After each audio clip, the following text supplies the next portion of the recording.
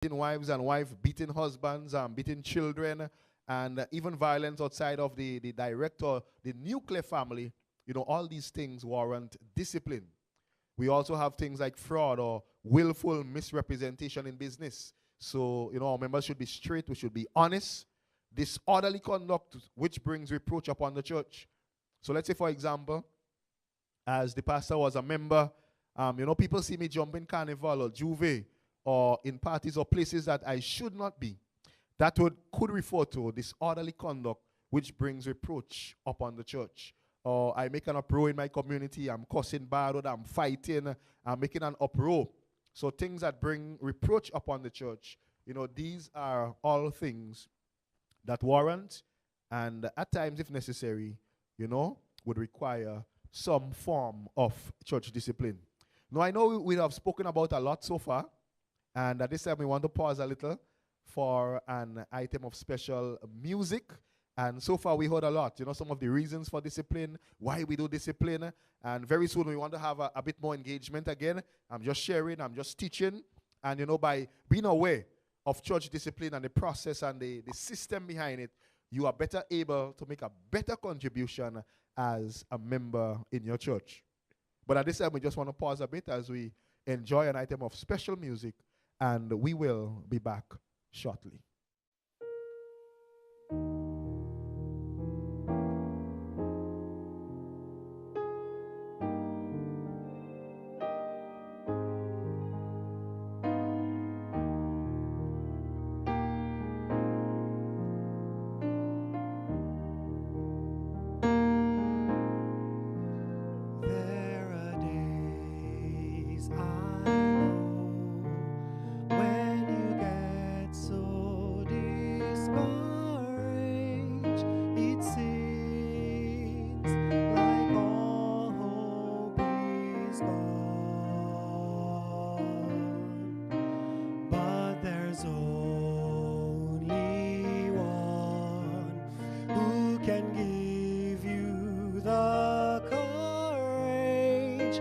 Strength to carry on,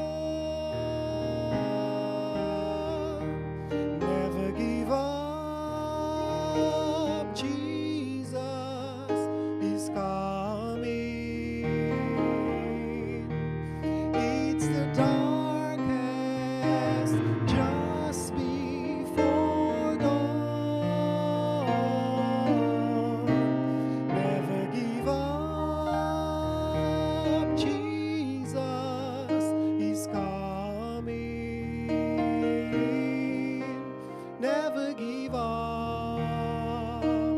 Keep holding on.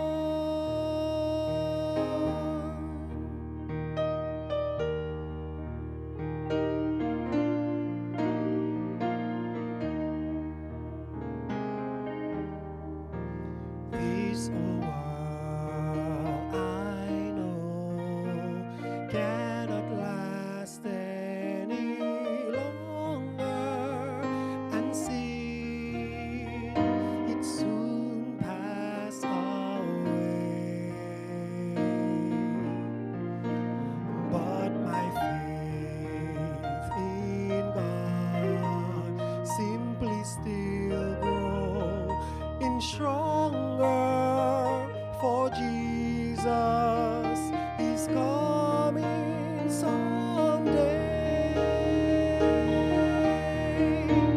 Never give up. Jesus is coming. It's the darkest just before dawn. Never give up. Jesus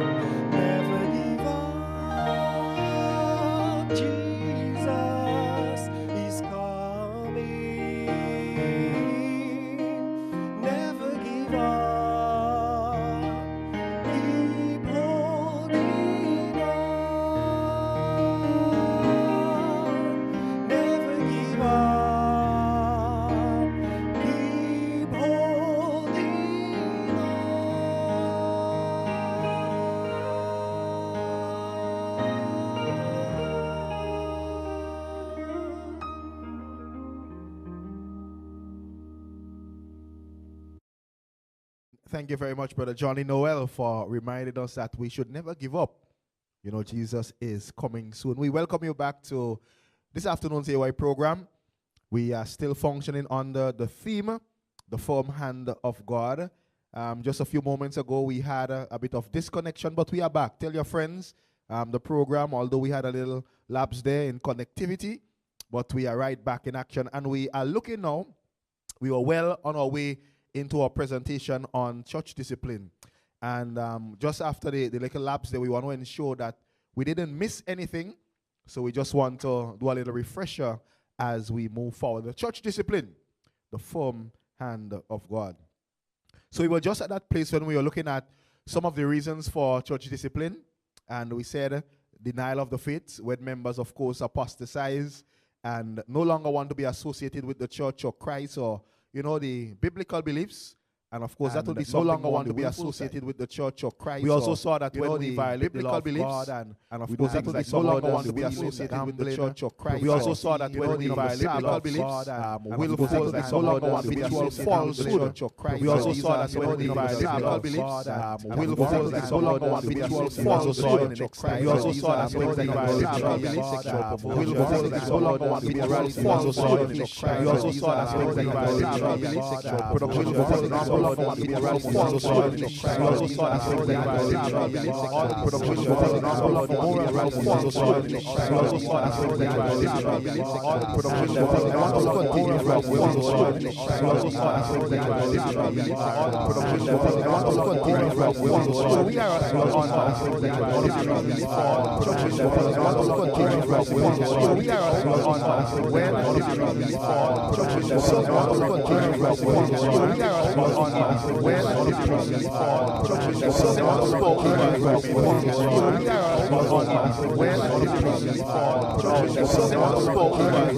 in any divorce you would have what we call the guilty or the innocent. Sometimes you have two guilty, sometimes you have two innocent, but they choose to get divorced still. Now, if to say a wife has been unfaithful to her husband, and the husband would have remained chaste and pure, she would be the guilty partner, he would be the innocent party. Now, if that wife who is the guilty party decides, now, you know what, I will get remarried. The husband is still single, he's still pure, he's still chaste, and she gets remarried, then she's actually committing what we would say perpetual adultery. So the guilty party should not get remarried. But the only person who has the authority to get remarried is the innocent party. And that should only be when a divorce was meted out on the grounds of adultery or sexual perversion. So we just want to say that again. So in other words, if you get divorced outside of the reasons for adultery and you get remarried, you are actually, you know, messing up God's system for marriage there. And it could cause persons to live in a cycle of adultery. And in such a case, persons can be disciplined.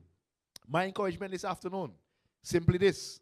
When you are thinking of getting a divorce or thinking of getting remarried, it would be wise to chat with your pastor, seek some spiritual counsel, read the Bible, understand what God has to say about the matter.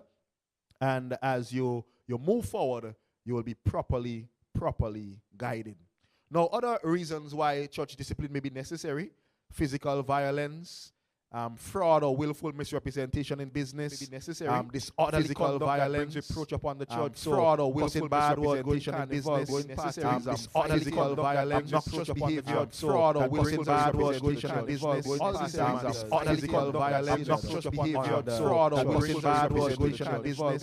We also want to continue physical violence, obnoxious behavior, fraud or willful bad misrepresentation in business. We also want to continue physical violence, obnoxious behavior, fraud or willful bad misrepresentation. We also want